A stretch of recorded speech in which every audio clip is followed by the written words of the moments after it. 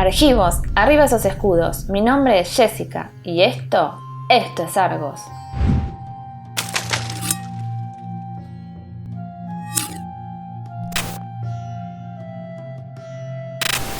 A lo largo del segundo milenio, antes de la Era Común, se desarrolló en la isla de Creta una cultura que aún sorprende por sus laberínticos palacios, sus piezas arqueológicas y su aire de alegre y festivo misticismo. Su arte pictórico nos ha llegado fragmentado, apenas una pizca de la belleza con la que ennoblecían el mundo que los rodeaba. Pequeñas piezas de rompecabezas que, aún así, hoy nos permiten vislumbrar todo el color, alegría y solemnidad con los que los cretenses percibían la vida. Hoy daremos un paseo por la Creta de la Edad del Bronce, para deleitarnos con los frescos minoicos. En este video veremos qué son los frescos, de qué época datan y qué temas tratan, para luego hablar de cómo los cretenses obtenían los pigmentos y de la eterna polémica que hay en torno a su moderna reconstrucción. Y finalmente analizaremos los frescos más famosos mediante una galería virtual única, con nuestro típico y meticuloso tratamiento argivo. Así que quédense hasta el final porque el tema de hoy es pura ambrosía. Recuerden suscribirse y darnos un armonioso like. Dicho esto, comencemos. Conocemos como fresco a un estilo de arte mural que consiste en aplicar varias capas de estuco a una superficie y pintar sobre la última capa cuando todavía está húmeda. De este modo, los pigmentos se integran con la humedad sin necesidad de aglutinantes y el resultado final, una vez seco, ofrece colores mucho más vivos y duraderos. Por ejemplo, este fresco conocido como la Arboleda Sagrada tiene más de 3.500 años. Sí, 3.500 años. Y los rojos y azules son tan nítidos que parece como si los hubiesen pintado ayer. Los minoicos empezaron a pintar frescos desde épocas muy tempranas. Los primeros ejemplos datan de aproximadamente el 2600 antes de la Era Común, aunque solo con formas abstractas. Las figuras humanas y animales aparecieron recién en el período neopalacial, cerca del 1700, cuando se produjo en Creta y en las demás islas bajo su influencia un importante enriquecimiento cultural. Este tipo de pintura se extendió incluso después de que la cultura minoica fuese gradualmente absorbida por la micénica, en torno al 1450 antes de la Era Común, desapareciendo al final de la Edad del Bronce. Tendrían que pasar algunos siglos antes de que volviésemos a encontrar frescos en el contexto del Egeo, aunque con estilos completamente diferentes. Los frescos minoicos se han descubierto tanto en palacios como en casas particulares, y no solo en Creta. Otras islas del Egeo, como Milo y Tera, la actual Santorini, también ofrecen bellísimas pinturas murales con la técnica del fresco. De hecho, los de Akrotiri son los que mejor se han conservado gracias a la capa de ceniza volcánica que los protegió durante milenios. Finalmente encontramos ejemplos de frescos minoicos fuera del Egeo, más precisamente en la antigua Avaris, en el delta del Nilo, donde se descubrió este panel en 1991 y en el que se aprecian a unos jóvenes saltando unos toros. En cuanto a la temática, los frescos minoicos están llenos de alegría y vitalidad, y la mayoría representa la vida cotidiana, desde actividades tan comunes como recoger flores hasta juegos y deportes de la época. Hombres, mujeres y animales parecen convivir en paz y tranquilidad, rodeados de flores y color. No hay representaciones de guerra o violencia, salvo un caso que veremos más adelante. Los animales eran representados estáticos o con un movimiento muy característico conocido como galope minoico. Encontramos aves, monos, delfines y por supuesto muchos toros. También nos topamos varias veces con una criatura mitológica. Y no es el minotauro, sino el grifo. Las figuras humanas aparecen siempre de perfil y se caracterizan por su juventud y esbeltez, con cinturas muy estrechas y hombros anchos, formando un triángulo que se volvió convencional en el arte minoico. El color de la piel, además, tenía una función distintiva, ya que la mujer era representada con un tono ocre pálido, mientras que el hombre con un tono más rojizo. Se aprecia claramente la influencia egipcia, aunque con rasgos muy distintivos que les otorgan a los minoicos una identidad única. Podemos resumir dichos rasgos en dos características. En primer lugar, los minoicos incorporaron el ritmo y la proporción en las figuras humanas, confiriéndoles mayor volumen mediante gradaciones de color. Y en segundo lugar, abandonaron la rigidez y el hieratismo, propio del arte egipcio, para otorgar a sus pinturas ligereza y espontaneidad. En este sentido, fueron todos unos innovadores. Por otra parte, a las pinturas minoicas no les faltan algunas formas geométricas, como espirales, rombos y olas, con las que decoraban y enmarcaban sus obras. Los frescos no están firmados, claro está. No sabemos quiénes fueron sus autores, aunque es fácil deducir, por la complejidad de su elaboración, que los artistas debieron estar muy bien valorados en la sociedad minoica, pudiendo depender directamente de la administración palaciega. La técnica del fresco era realmente compleja, ya que el artista tenía que ser rápido y preciso antes de que la capa de estuco perdiera humedad. La pintura, por si fuera poco, no permitía correcciones.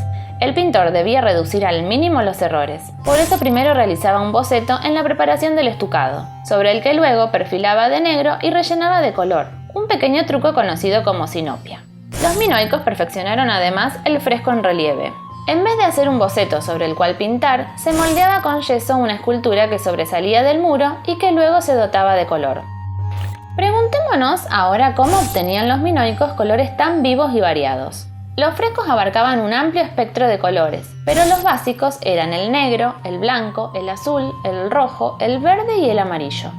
La mayoría se desarrollaban de manera independiente en la propia Creta, con excepción del azul, que parece que se importaba desde Egipto y por tanto debió ser el más difícil y caro de conseguir. El negro se obtenía tanto del carbón como de la hematita negra, un mineral con un alto componente de hierro, mientras que el blanco se conseguía de la cal. Combinando ambos, por supuesto, se obtenían diferentes tonalidades de grises. Del oro pimente, un mineral compuesto de arsénico y azufre, se obtenía el amarillo, y el rojo mezclando hierro con hematita o con goetita. Al combinarse estos colores se conseguía un naranja muy característico. El azul era una mezcla de cobre con silicio y calcio, aunque también podía obtenerse una tonalidad más clara mediante una base de hierro con añadido de magnesio y aluminio, materiales que, como hemos dicho, debían importarse ya que no se encontraban naturalmente en Creta. El verde, por su parte, se extraía de la malaquita, aunque no se descarta que se obtuviera también mezclando azul con amarillo. Finalmente, los minoicos utilizaron otro color de difícil producción, el púrpura, que podía conseguirse de dos formas. Mezclando hierro con hematita se lograba un violeta oscuro, mientras que un tono más claro se obtenía de la tinta extraída del múrice. Sí, los minoicos conocieron el famoso púrpura de Tiro siglos antes que los propios fenicios. Como hemos dicho, este tipo de arte permite hacernos una idea de cómo era la vida cotidiana de los antiguos cretenses. Sin embargo, cuando hablamos de los frescos minoicos, no podemos ignorar la gran polémica que los impregna y de la que ha corrido ríos de tinta. Me refiero a su controvertida reconstrucción. Lamento decirles que cuando contemplamos un fresco minoico, solo una pequeña porción del mismo es real. El resto es pura reconstrucción, y no siempre una muy buena y acertada. Salvo pocas excepciones, los frescos no nos llegaron como murales uniformes, sino como pequeños fragmentos dispersos que los arqueólogos fueron encontrando y que, en vano, intentaron unir como piezas de rompecabezas. Los trozos faltantes eran mucho más amplios que las pequeñas partes que se descubrían, y para rellenar esos vacíos se hizo uso de la imaginación. Arthur Evans, el afamado arqueólogo que excavó el Palacio de Knossos y dio con los primeros frescos, no podía estar más ansioso por demostrar al mundo la grandeza de la civilización que había descubierto. Por eso encargó la inmediata reconstrucción de los frescos que iba encontrando a los artistas suizos Emil Guillieron, padre e hijo. Los Guillieron no partieron de estudios detallados de los restos que se encontraban, sino que se les dio libertad de acción, dejando la reconstrucción al gusto demasiado orientalizante de los artistas. En su momento, su trabajo no fue discutido, pero hoy sabemos que los Guillieron cometieron muchísimos errores. Por ejemplo, en el caso del Príncipe de los Lirios, este se reconstruyó a partir de 3 figuras distintas. El llamativo penacho que sale del gorro al parecer era la cola de un ave o de un grifo. Peor aún es el caso del recolector de azafrán, que restauraron como un niño y que hoy sabemos, gracias al posterior descubrimiento de los frescos mejor conservados de Akrotiri, que los minoicos usaban el azul para pintar monos. Otra metida de pata de los Guillieron es el fresco conocido como la procesión. De este mural solo sobrevivieron los pies y los bordes de los vestidos, pero los artistas suizos se dieron el lujo de reconstruir hasta los objetos que llevaban en las manos. Otro punto muy debatido es la ubicación original que tuvieron los frescos en las distintas salas del Palacio de Knossos. Evans interpretó que eran murales y los ubicó donde él creía que se veían mejor. Pero la verdad es que en Knossos, donde se hallaron 23 frescos en total, solo 2 continuaban adheridos al muro cuando se los descubrió. Eran estos la procesión que mencionamos recién y los grifos del Salón del Trono. De hecho, de estos últimos se encontró uno solo. Los otros 2 fueron pintados por los Guillieron, ya que según ellos el número 3 ofrecía una mejor simetría al conjunto. Pero no nos desgarremos las túnicas, Parece que en este caso los suizos no estuvieron tan desatinados. La mayoría de las pinturas y joyas donde se representaron grifos, estos siempre se encontraban en grupos. Pero volvamos a la ubicación original de los frescos. El más criticado en este sentido fue el panel de los delfines, que Evans hizo colocar sobre el dintel del Megaron de la reina, y que en realidad fue hallado a varios metros de distancia, concretamente en el pozo de luces adyacente a esta sala. Lo más probable es que este hermoso fresco haya sido el pavimento del piso superior y que al colapsar la estructura acabara donde se encontró. Otros sugieren que decoraba la pared del pozo de luces, lo que hubiese creado un curioso efecto de luces y sombras que habría dotado de movimiento a los delfines. Pero no todo es malo. Cuando se descubrieron los frescos de Akrotiri, no solo se pudieron corregir varios errores de interpretación, sino que, felizmente, se autenticaron algunas reconstrucciones que no estuvieron del todo desacertadas. Ya lo veremos en unos minutos. Arthur Evans fue el renombrado arqueólogo británico que descubrió el Palacio de Knossos y que acuñó el término minoicos para referirse a los antiguos cretenses, precisamente en honor a Minos, el mítico rey de Creta. Evans nació en 1851 y llegó por primera vez a Creta en 1894, no con la intención de encontrar una civilización, sino para investigar los tipos de escritura que luego nombraría como lineal A y lineal B. Al año siguiente creó el Fondo para la Exploración de Creta y adquirió los terrenos al sur de Heraclión, donde finalmente pudo excavar en 1900, sacando a la luz los primeros vestigios del Palacio de Knossos. Casi de inmediato, Evans hizo reconstruir algunas salas con el fin de hacer del palacio una gran atracción para el público, proceso que, sin embargo, le valió numerosas críticas. Una vez terminadas las excavaciones en 1924, se dio los derechos del yacimiento a la Escuela Británica de Atenas. Murió en 1941 intentando hasta sus últimos días descifrar la escritura lineal. Ha llegado el momento de analizar uno por uno los frescos más conocidos. Para este apartado hemos elegido los 15 más importantes y preparado una galería virtual para apreciar mejor los detalles de cada mural. Comencemos por el fresco más famoso, conocido como el Salto del Toro. Los fragmentos fueron descubiertos entre 1900 y 1904 por Arthur Evans en el Palacio de Knossos, y los especialistas lo datan cerca del 1450 antes de la Era Común, aunque otros lo hacen más antiguo, en torno al siglo XVII. Representa una escena de taurocatapsia o salto del toro, en el que 3 atletas realizan movimientos acrobáticos frente a un embravecido toro arrojado al galope. La figura de la izquierda toma al animal por los cuernos, probablemente para iniciar el salto. La figura central se encuentra efectuando un complicado giro por encima del toro, y la de la derecha extiende los brazos, tal vez para recibir al saltarín cuando caiga al suelo. El fondo azul brillante realza el majestuoso animal, mientras que toda la escena está enmarcada por coloridas formas geométricas. El fresco tiene más de 1 metro de largo y es uno de los que más piezas se encontraron, por lo que su reconstrucción es bastante aceptable. Parece haber sido parte de un grupo de 3 paneles que formaban un friso a la altura del techo. Su importancia es enorme, ya que nos demuestra que el salto del toro era una práctica deportiva y tal vez religiosa, muy celebrada por los minoicos, y además que no era solo potestad de los hombres. De los 3 atletas, 2 son mujeres. Recordemos que los minoicos pintaban a las mujeres de un ocre claro y a los hombres con un tono rojizo. Veamos ahora este fresco llamado Las Damas de Azul, hallado también en el Palacio de Knossos, y datado en torno al 1600 antes de la Era Común. En él apreciamos 3 mujeres ricamente adornadas, con el célebre escote minoico y unos peinados muy elaborados con redecillas de oro. Es uno de los paneles más bonitos, pero la verdad es que los fragmentos originales son muy pocos, y casi todo es interpretación de los Guillieron. De hecho, es una de las reconstrucciones más criticadas por la arqueología moderna.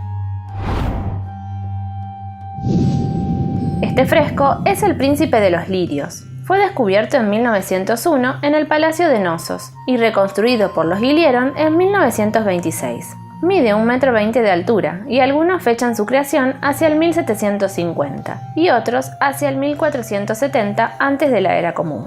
En él vemos a un hombre, que por cierto Evans consideró un rey sacerdote, apenas vestido y ataviado con un gorro coronado por un extravagante penacho. Tiene la mano derecha sobre el pecho y en la izquierda parece llevar una rienda con la que tal vez conducía un animal sagrado. Tal como dijimos antes, el Príncipe de los Lirios es uno de los ejemplos más evidentes de que a los Guillieron se les fue la mano con su interpretación. Los fragmentos conservados son escasos y es probable que no pertenecieran todos a un mismo individuo. Con solo mencionar que el penacho pudo haber sido la cola de un grifo, lo decimos todo. Unos de los paneles más completos y reveladores los encontramos en el sarcófago de Aguía Triada, cuyas 4 caras fueron pintadas con la misma técnica del fresco. Se trata de un ataúd de piedra datado entre el 1370 y el 1320 y descubierto en 1903 por el arqueólogo italiano Roberto Pariveni, en una tumba a las afueras del yacimiento cretense de Aguía Triada. En él podemos contemplar varias escenas que incluyen una procesión, el sacrificio de un toro y varios ritos fúnebres, y la presencia de dioses montando carros tirados por grifos y cabras. Los fragmentos se encontraron en buenas condiciones, por lo que su reconstrucción no admite mayores debates. Tenemos un video dedicado exclusivamente a esta maravillosa pieza minoica, donde analizamos minuciosamente cada detalle de su decoración. Acá arriba les dejo el video para que puedan verlo, y también lo encontrarán al final como video sugerido. Sin duda alguna, el panel más asombroso es el fresco de las naves, descubierto en 1972 por el arqueólogo griego Spíridon Marinatos, en Akrotiri, al sur de la isla de Santorini. Esta belleza de 3,90 metros de largo y 44 centímetros de alto data del siglo XVII antes de la Era Común y representa una procesión de naves minoicas que parten de una ciudad portuaria rumbo a otra, más grande y monumental, y llena de personas. Se aprecian al menos 3 embarcaciones, 8 de las cuales son de gran porte, todas con sus remeros y con distintas decoraciones. Vemos también 2 ciervos siendo cazados por un león y un montón de delfines saltarines que acompañan a las naves.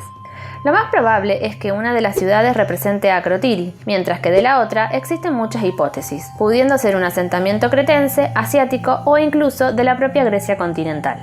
La riqueza cromática y paisajística de este mural, las más osadas teorías sobre su significado y el contexto volcánico en el que fue hallado hacen que merezca todo un video para hablar de ello. Así que ya saben, si les parece bien que le dediquemos un trabajo exhaustivo al fresco de las naves, háganoslo saber en los comentarios. Por lo pronto, sigamos con otros paneles minoicos. Este de aquí se conoce como los boxeadores. En él vemos a 2 niños practicando el pugilato, casi desnudos y usando unos guantes, quizá para atenuar los golpes. Las cabezas rasuradas con algunos mechones de pelo rizado nos refieren a la juventud de los luchadores. El niño de la izquierda, además, está adornado con varias joyas, lo que nos indica su estatus social. Este fresco, que mide 1,75 metros, es la evidencia más antigua de que el pugilato ya se practicaba en el contexto del Egeo, un milenio antes de que los griegos lo popularizaran. Data del 1700 antes de la Era Común y fue descubierto en Akrotiri. Este bonito mural, conocido como el fresco de los delfines, fue hallado en el Pozo de Luces, anexo al Mégaron de la Reina, en el Palacio de Nosos. Data del 1500 antes de la Era Común. En él podemos apreciar 5 delfines azules rodeados de varios peces de colores, nadando sobre un blanco cerúleo. En la parte inferior, el artista pintó además algunos erizos de mar. Este es uno de los pocos frescos en el que los Guilliero no intervinieron. El artista encargado de reconstruirlo fue el inglés Piet de Jong, que trabajó en él entre 1922 y 1930. Los especialistas modernos consideran que la restauración es bastante fiel a como debió ser originalmente, pero se ha criticado a Arthur Evans por colgarlo en el dintel de la sala, habiendo sido descubierto en otra parte de la cámara. Este mural es bellísimo porque nos muestra fielmente cómo eran los vestidos minoicos de la época. Lo conocemos como las adoradoras y fue descubierto en Akrotiri. En el fresco vemos a 3 mujeres ricamente adornadas dirigiéndose de izquierda a derecha. Se ha interpretado como una escena de matrimonio o de culto, aunque la verdad nada sabemos. La de la izquierda parece llevar un collar y viste un sugerente vestido que deja los senos descubiertos, mientras que la del medio se halla sentada en un montículo con flores de azafrán, tocándose los pies. La tercera porta un velo y se cree que representa a una novia o una sacerdotisa. En el Palacio de Nosos, Evans encontró en el Salón del Trono uno de los frescos más llamativos y que más polémica suscitaría por su reconstrucción. Se trata de unos grifos muy bonitos y dorados, con un fondo ondulado que alterna entre el rojo y el ocre claro, y que datan del siglo XV antes de la Era Común. En la sala podemos ver un total de 3 grifos. Los fragmentos, sin embargo, aseguran la presencia de una sola de estas criaturas. Los otros 2 fueron deseo de los Guilliero, a los que la escena les pareció desequilibrada con un solo grifo. Decidieron pintar otro en espejo de modo que ambos rodearan el trono como soberbios guardianes, en tanto que el tercero fue pintado en la pared frente a la puerta de ingreso sin ninguna razón aparente. A pesar de estas licencias creativas, muchos especialistas sostienen que los Guilliero no anduvieron errados al agregar un segundo grifo a la derecha del trono. El tercero, no obstante, parece que es mejor ignorarlo. Este fresco es uno de los primeros que los turistas ven cuando llegan a Knossos, y es que Evans hizo colocar una copia en el baluarte de la entrada norte. En él vemos a un gran toro carmesí corriendo en estampida. Cuando los Guilliero lo reconstruyeron, agregaron al mural un árbol de olivo, a pesar de que los pocos fragmentos sobrevivientes indican que allí debió haber estado una figura femenina. Lo interesante de este fresco es su relieve. El artista modeló primero con yeso la cabeza y los cuernos del animal, antes de aplicar la pintura al estuco, creando un ligero efecto tridimensional que al darle el sol y jugar con las sombras de las columnas habría hecho que pareciera real e imponente. Este mural es fascinante y nos dice mucho de los minoicos. Fue encontrado en Akrotiri, data del siglo XVII y se conoce como el naufragio. En la parte inferior vemos 3 naves cerca de un muelle donde rompen las olas, y 4 hombres, 3 de los cuales parecen caer al agua. De ahí el nombre que Spyridon Marinatos le diese a este fresco. En la parte superior, la escena transcurre en tierra. Podemos apreciar un poblado con casas, patios cercados, muchas personas y también 2 rebaños de cabras con sus pastores. Lo más interesante, sin duda, son los 8 guerreros que parecen salir de las naves y marchar tierra adentro. ¿Invasores tal vez? ¿O son los defensores de un ataque pirata? ¿Acaso es una procesión militar o sagrada? Imposible saberlo, pero este fresco rompe con la idea de que los minoicos fueron un pueblo pacífico en contraste con los micénicos de siglos posteriores.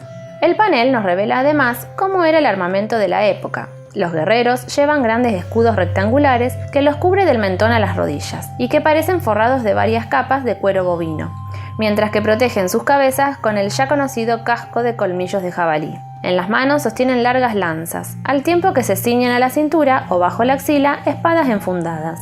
Dan la sensación de ser una tropa disciplinada, que marcha en formación cerrada y con las lanzas empuñadas solo con la diestra para efectuar un ataque coordinado. ¿Nos sugiere este fresco que los minoicos realizaban incursiones a otras tierras? ¿O quizá que debían defenderse de ataques extranjeros? La especialización de la tropa parece indicar que, ya fuese ataque o defensa, aquello se realizaba de forma más o menos constante. Sigamos con otro fresco hallado en Akrotiri, igual de revelador que el anterior. Se conoce como la Señora de los Animales, y puede que sea el único fresco en el que se haya representada una divinidad, al menos de forma tan clara y evidente. En el mural podemos contemplar a una mujer de mayor tamaño que la otra, sentada en un trono y escoltada por un grifo. Un mono azul le entrega un azafrán, mientras otra mujer realiza una ofrenda aún mayor de estas flores. De nuevo el azafrán como elemento fundamental en el arte minoico. La posición de la diosa no es para nada hierática si la comparamos con el arte egipcio, sino que la postura de sus piernas, con los pies apoyados en distintos escalones del trono, le otorga una simpática naturalidad. Viste a la manera minoica y está ricamente adornada y maquillada. En verdad es muy bonita. A pesar de que Spyridon Marinatos la nombró Potniateron, es decir, señora de los animales, no debemos dar por sentado que se trate de la Artemisa griega. Marinatos, al verla acompañada por un grifo, propuso que podía tratarse de la misma diosa representada en la orfebrería cretense de la época, pero a decir verdad no sabemos nada de ella. Lo único que podemos afirmar, y hasta cierto punto, es que su culto pudo haber estado relacionado con el azafrán. El siguiente fresco, llamado Las recolectoras de azafrán, está relacionado con el anterior y no solo por las flores, que a estas alturas ya tenemos claro su elevado valor para los minoicos. Y es que el mural fue encontrado en la misma habitación que el de la Señora de los Animales, por lo que parece representar la misma escena o ritual. En el fresco vemos a 2 mujeres recogiendo flores para ofrendar a la diosa. La cabeza rapada de la figura de la derecha, a excepción de una coleta y el flequillo, indica su juventud. La otra, en cambio, es una mujer madura y en la mano izquierda lleva una cesta donde colocar los azafranes.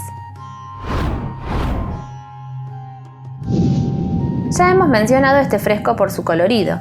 Se trata de la Arboleda Sagrada, hallado en el Palacio de Knossos y datado entre el 1600 y el 1550 antes de la Era Común. Evans lo llamó así por los 3 árboles color índigo en el centro del panel, pero la verdad es que no sabemos si la escena tiene significado religioso o si al menos dichos árboles eran sagrados para los minoicos. En el fresco vemos en primer plano a un grupo de 14 bailarinas, 7 abajo y 7 arriba, y ninguna viste un traje idéntico a la otra. Detrás de ellas vemos a una multitud que observa la danza. Los hombres representados con tono rojizo son mayoría, mientras que las mujeres, con el característico color ocre claro, se reúnen en el centro detrás de los árboles. Finalmente nos encontramos con uno de los frescos más importantes y mi favorito en lo personal. Evans lo llamó la gradería y fue encontrado en la misma habitación que el fresco de la arboleda sagrada. Su importancia radica en 3 hechos fundamentales. En primer lugar, gracias a este fresco, sabemos cómo eran las columnas del Palacio de Knossos, lo que permitió al equipo de Evans reconstruirlas adecuadamente. En segundo lugar, es el único fresco cuya representación podemos ubicarla ediliciamente dentro del palacio. Y es que la estructura central no es otra que el templo tripartito, ubicado al oeste del gran patio central de Knossos. Las gradas a ambos laterales, por tanto, son las escaleras que conducen al interior del propio palacio. Por último, el panel nos muestra nuevamente figuras femeninas en estrecho contacto con el culto y lo sagrado. En esta ocasión son las mujeres quienes están situadas más cerca del templo. La escena nos muestra alguna clase de festival o reunión religiosa, donde muchas personas, hombres en su mayoría, se amontonan en el patio y en el interior del palacio, mientras las mujeres se juntan en la parte más alta de las escalinatas, a los laterales del templo y en una pequeña porción de espacio abierto. El edificio de culto se caracteriza por sus 3 partes bien definidas, con columnas centrales y unas acroteras con forma de cuernos sagrados. Argivos, ¿qué les pareció esta galería de arte? ¿Cuál de estos 15 frescos es su favorito? Déjenme sus comentarios aquí abajo, los leeré a todos.